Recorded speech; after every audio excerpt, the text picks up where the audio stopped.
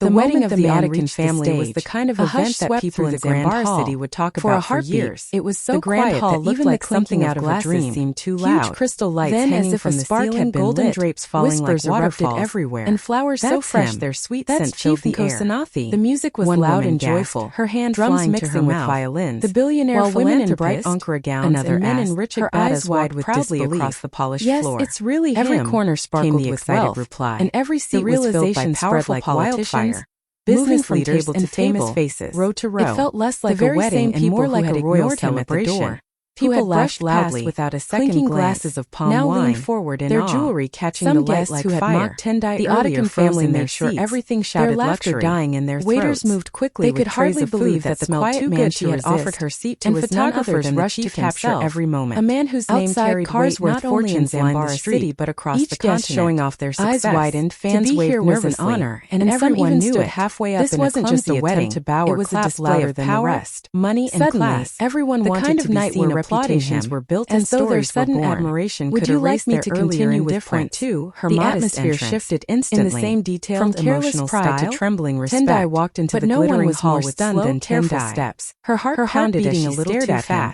Her mind struggling to catch up with what her eyes were seeing. Stitched by her own whispered his name under her breath. It wasn't as loud or as shiny as the dresses of the women around her, but it carried a quiet beauty. Face had appeared on magazine covers. She had spent the whole night before ironing it, described as making both powerful and generous. Smooth. That's the man I gave my seat presentable. As the whispers grew into the Ottoman family, not even close, weakened. Just a friend of a distant cousin who had begged her to come at her expense. And though she was grateful for the invitation, gaping in awe, she already felt like she didn't belong. Made her feel small. Around her, women swept past and gowns covered in beads and sequins. The girl they ridiculed had shown kindness to the very man they were all desperate. Men in richly embroidered ekbatas adjusted their gold watches and spoke in loud, confident voices. Everywhere she looked, there was laughter, pride, and wealth on display. The room was so quiet now that every word felt like it echoed against her small handbag tightly. He began afraid that someone might notice she wasn't one of them. People often think greatness is measured by wealth, titles, hoping no one would ask her who she was or where she came from. Scanning the faces before him. Still, there was a softness in her character is revealed in the little things. Something that made her stand out without acts of kindness that cost her dress might have been plain, yet show but her smile carried warmth. The crowd and her eyes held kindness. Some shifting uneasily politely when they glanced at her. They weren't used to hearing such words at a wedding that was supposed to be about wealth and display. Inside, she told herself to stay calm. Just enjoy the music, interrupt, eat a little food, then and leave without being noticed. Letting the silence linger before continuing. She didn't know that fate had prepared something far bigger for her that night. A young woman something that would change her life forever. Twice she gave up her seat. Would you like me to move on and expand? Not because she had much, the struggle for but because she valued others more than emotional viral tone. His voice softened, the hall grew louder and fuller with every passing minute. My friends, is more and more guests poured in. All eyes followed his gaze brighter than the last. Slowly across the hall, exhaling into the heavy air. Waiters rushed around. The air seemed to stop against the marble floor. Breath caught in her throat. People were laughing, trembling as she realized showing off every single person was now looking at her. Tendai tried to stay calm. She wanted to melt into the ground, but her eyes kept scanning the room nervously. Kosanathi's eyes had been standing steady and kind. Her feet aching and her mocked her earlier now blinked in shock. All she wanted was to find a place to ran through the hall again. Even if it was just in some forgotten corner where no one would notice her. People craned their necks. She spotted a single empty chair tucked away near the side of the hall. Her heart lifted as if she had just found a treasure. Her knees threatening to give way. She walked quickly, yet deep inside her chest, a strange warmth grew. She sat down carefully, smoothing her gown, not for what she wore and let out a small sigh of relief, but for the heart she carried. For a moment, do you want me to continue with point 12? The spotlight on her. In the background, in the same viral but before she could even rest properly, for a moment Tendai felt as if the whole room had turned into a single she turned to see an older woman in a glittering lace dress. Whisper, her face stern and impatient, pushed toward her like a tide. Excuse me, dear. She wanted to shrink, sharply, to fold into herself and become the invisible girl she had been all tightening. But then looked around, but there was no name gently in her direction, no sign that the chair belonged to anyone. Clear as a bell. The older woman stood there waiting. Her legs trembled as she rose, as if fingers clutching the little bag at her side. Her throat went dry, and a cold rush of fear and shame mixed strangely with a hot, strange all evening. That she was tired, started but softly. The words stuck. Then swelled until it filled the hall. Polite smile people and whispered, who had sneered at her minutes before were now on their feet, to her feet, applauding a woman they had slid into the chair without even a thank you. The sound felt unreal, already turning away as someone else had never existed. Tendai's stepped aside and her throat tightened with trying to hide the sting in her chest. She around her, no one noticed. Smile and stepped in a hall full of people. The lights painting like she had no place at all. Into golden what she didn't know was that this small step was heavy and light at once, towards something heavy far with the memory of being laughed at. light with the sudden knowledge that kindness had weight. And Kosanathi's eyes met hers in the crowd, steady and warm, and that look anchored her like a hand placed gently on a shaking shoulder. Around her, phones lifted, and faces showed the slow, raw dawning of respect. Some of the same people who had mocked her now lowered their heads. Others shifted, embarrassed. A few guests whispered apologies that sounded like prayers. But more than the applause or the cameras, what struck her most was the silence that followed the clapping when Kosanathi simply said, "Come sit by me." The invitation was not just to a seat on the stage, but into a space she had never imagined owning. Her heart pounded. She took those few steps and felt, for the first time that night, seen, not for her clothes, not for who she knew, but for the small, brave thing she had done without thinking. When Chief Kosanathi reached the end of his speech, the whole room leaned in, waiting for his final words. He looked around at the sea of glittering faces, then let his gaze rest once more on Tendai. His voice grew softer, almost personal, yet it carried across the hall. Kindness deserves to be honored, he said firmly. This young woman is not just generous in spirit, she is talented. Tonight, I want everyone to know that I will sponsor her tailoring business. And more than that, I will fund her dream to open a fashion academy right here in Zambara City. For a moment, silence blanketed the room, as if no one had heard him clearly. Then gasps filled the hall, followed by a thunder of applause. People rose to their feet, clapping and cheering, their earlier mockery swallowed up by awe. All eyes turned to Tendai again, but this time not with laughter or pity, with pure admiration. Tendai's world spun. Her knees weakened, and she gripped her handbag so tightly her knuckles turned white. Moments later, tears pooled the heavy doors of the hall opened, blurring the lights above her. And a man walked in with a presence that made the air shift. Unable to believe what she had just heard, like the others. Her tailoring business had always been a quiet attention. Something she stitched together at night with borrowed fabric and hope. He carried himself with an elegance that didn't need to shout for notice. To speak aloud. His dark tailored suit fit him perfectly. And now in one night, this man she barely knew had promised someone to turn it into reality and control. She lifted trembling hands to her face, no one seemed to recognize him right away. But the crowd was too busy with laughter, music, gratitude, showing off their own wealth to care about a new face in the room. The man paused near the entrance, thank him with every word scanning the hall for a place to sit. But all she could manage was every table was crowded, every chair around her, people cheered louder, and no one made the effort to offer him a space. People brushed past him. That had once made her feel invisible now celebrated her like a queen. Some even gave him a quick heart whispered that this was no accident. Assuming he was just another guest who came too late to find quiet sacrifices. But Tendai noticed him. The hall was still buzzing with applause when the faces of those who had mocked Tendai earlier slowly changed. She couldn't ignore how different he seemed from the rest. Who had whispered behind their fans now avoided her eyes. Something that didn't match the loud vanity of the hall. Suddenly her heart shifted uncomfortably, not from attraction alone, but from the pull of recognition. The proud faces that once she looked down on her, she might have seen him before. Their jeweled necklaces and expensive only a moment now seemed empty. Then gathered her courage against the glow of dignity that surrounded her. Her voice was soft but steady as she hadn't spoken a single word in her own defense. It was the same seat she had just given away or tried to prove her comfort she had already lost. All she had done was give up her seat. She was willing to stand again. That one quiet act, the man turned his head toward her. Many would have overlooked it. His eyes locking on hers had lifted her higher than their gold. And for the first time that evening, their pride someone truly and their arrogance ever could. A flicker of surprise crossed his face. Their wealth replaced by a gentle nod. To the richness of her heart. In that instant, an invisible tried to clap louder.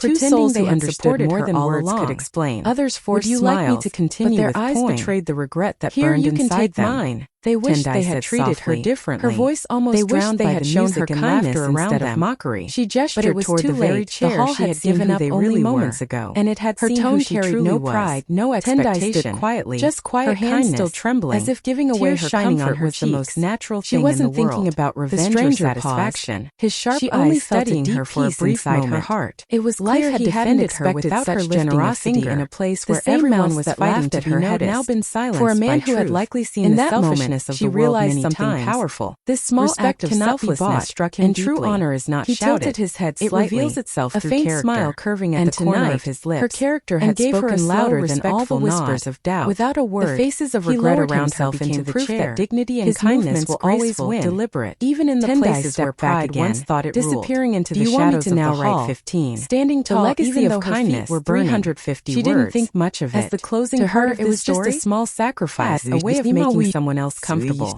She didn't know she had just done something that none of the wealthy, glittering guests in that room had thought to do. She had noticed him. Around them, people carried on without care. Some glanced briefly at the exchange, their eyes filled with judgment. A few even chuckled to themselves, whispering, "Look at her, giving away the only seat she had. Foolish girl." But Tendai didn't hear them. Or maybe she did and chose to ignore them. She knew who she was, and she wasn't ashamed of kindness. The man leaned back in the chair, but his gaze followed her as she moved aside. There was something about her presence, about the quiet strength in the way she smiled despite being overlooked, that made her unforgettable. In a hall full of people desperate to shine, Tendai stood out by simply being herself. And in that moment, though she didn't know it yet, her destiny had just taken its first turn. "Do you want me to continue with point 7? Whispers in the sea. The moment Tendai gave up her seat for the stranger, a ripple moved through the crowd near her. A few women with glittering head wraps leaned toward each other, covering their painted lips with jeweled hands, and let out small laughs. "Did you see that?" one whispered loudly enough for others to hear. "She gave away the only seat she had. What kind of girl does that? Foolish, so foolish." Another guest shook her head with mock pity. "Some people just don't know how to value themselves. Always acting small, always trying to please others. That's why they'll never rise." Their words dripped with sarcasm, their voices thick with the pride of those who thought wealth made them superior. Others joined in with soft chuckles, their eyes darting toward Tendai as if she were a spectacle to mock. To them, kindness was weakness and humility was laughable. They couldn't understand why anyone would sacrifice comfort in a hall where everyone was scrambling to show off their worth. But Tendai stood still, her hands clasped in front of her, her expression calm. She heard some of the whispers, but she pretended not to. Deep inside, a part of her wanted to shrink, to disappear from their judgmental stares. Yet another part of her, the stronger part, told her to hold her head high. She had done nothing wrong. Her dignity was not in the chair she lost but in the grace she chose to keep. The stranger, now seated, caught a glimpse of the mocking smiles and narrowed his eyes slightly. He noticed the way Tendai didn't fight back, didn't exchange harsh words, but simply stood there like a quiet flame refusing to be put out. To him that was power. More power than all the gold jewelry flashing under the lights. Little did the crowd know, their laughter was short-lived. The same act they mocked, the same simplicity they ridiculed, was about to turn into the very thing that would silence them forever. What Tendai had given away in silence was about to echo louder than any song played that end. The stranger sat quietly for a while, his eyes still drifting toward Tendai as if he was trying to understand her. In a hall full of noise and vanity, her silence spoke louder than everything else. Finally, he leaned slightly forward, his deep voice cutting through the music and chatter around them. "Tell me," he asked softly, "why would you give your seat away twice? First to the older woman, and now to me." Tendai blinked, surprised that he had noticed both moments. She wasn't used to anyone paying attention to her small actions. For a second she hesitated, wondering if her answer would sound silly. But then, with a faint smile tugging at her lips, she said, "Because comfort means nothing if someone else needs it more." Her voice was calm, simple, but it carried a weight of truth that could not be ignored. The man studied her carefully, his expression unreadable, but his eyes softened with something close to admiration.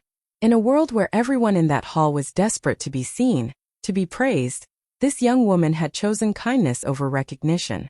She had no idea how rare that was. Tendai lowered her gaze after speaking, as though embarrassed by her own words. She didn't say it to impress him. She said it because she believed it. Growing up, she had learned that life wasn't about taking everything for yourself. It was about giving where you could, even when you had little. Her mother used to tell her, "The true measure of a person's heart is in the small sacrifices no one claps for." And tonight, Tendai lived by those words. The stranger leaned back slowly, his lips curving into a thoughtful smile. Something about her answer stayed with him, settling deep in his heart. Around them, people laughed and boasted, but between them, a quiet connection had begun. One built not on wealth, not on appearances, but on the simple power of kindness. "Would you like me to continue with point 9? The unveiling begins." In the same emotional, detailed tone, as the evening went on, the wedding grew even more vibrant. Drums beat louder, dancers twirled in bright fabrics, and the smell of roasted meat filled the air. Tendai stood quietly in her corner, watching everything unfold. She felt almost invisible, and in truth she didn't mind. She told herself she was only here to witness, not to shine. Then the master of ceremonies, dressed in a bold red agbada, raised his microphone and called for attention. The chatter slowed, glasses were set down, and all eyes turned to the stage. "Ladies and gentlemen," he announced with pride, "tonight we are honored to have among us a very special guest. A man whose presence is a blessing to this celebration. Please rise as we welcome our guest of honor to the stage." The hall buzzed with curiosity. Heads turned, necks craned, whispers rose like waves. "Who is it?" people asked each other eagerly. Some adjusted their clothes, suddenly self-conscious, wanting to look their best for whoever was about to be revealed. Tendai's eyes followed the direction of the room's attention. And then, to her utter shock, the man she had given her seat to, the calm, well-dressed stranger, stood up. He moved with quiet confidence, his tall frame commanding respect with every step. Gasps escaped from different corners of the hall. People who had barely noticed him earlier now couldn't take their eyes off him. Tendai's heart skipped wildly. Her mouth parted slightly as she whispered to herself, "It's him?" She had thought he was just another late guest, maybe even someone forgotten. But now, the way the entire hall watched him told a different story. She clutched her handbag tighter, her mind racing with disbelief. The stranger climbed the steps to the stage, the lights catching his sharp features. His presence filled the room, and for the first time that evening, even the noisiest guests fell silent. Tendai's breath caught in her throat. The man she had shown kindness to was no ordinary guest. He was Sumio,